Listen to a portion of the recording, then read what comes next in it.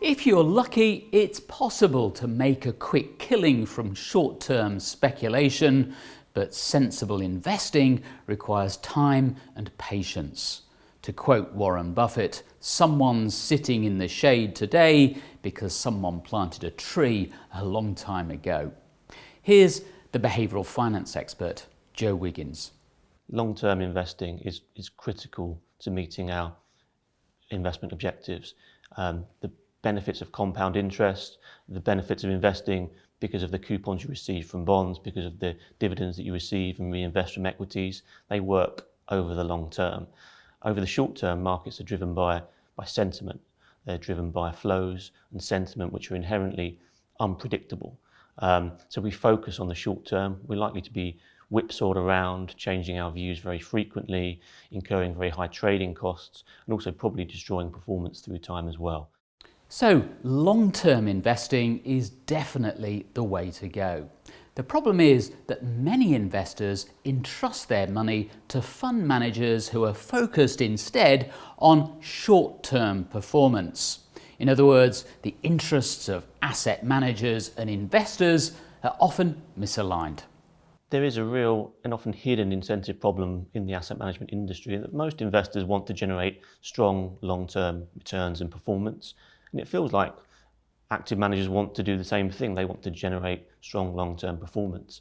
But actually the incentives of many asset managers is about generating short-run profits, particularly if they're a listed asset manager and they've got quarterly or half-yearly profit targets. What are they focused on? They're focused on gathering assets, attracting investors by generating strong short-term performance.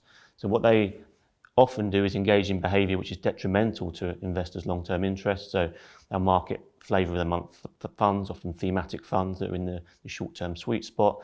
They'll sack underperforming fund managers, and they're very interested in how can we attract flows in the near term. Investors should be especially wary of so-called star fund managers who appear to have delivered exceptional returns over the short term. So what other warning signs should they be looking out for? Often listening to the chief executive of a fund manager or an asset manager is useful. Are they talking about short-term performance, short-term inflows? If they are, that's a warning sign for how they're positioning their funds and the types of decisions they're making. Other useful indicators are, do they restrict asset flows into a fund?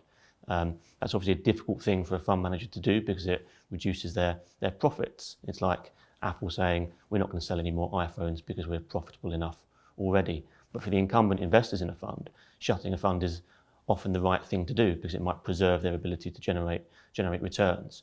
So there's certain key signs that you can see from asset managers that might make you think they're aligned with investors' long-term interest, or they might be misaligned with investors' long-term interests.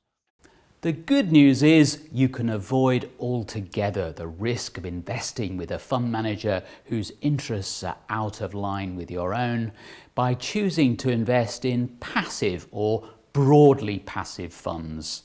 Investing for the long term in the whole market is an option that everyone should consider.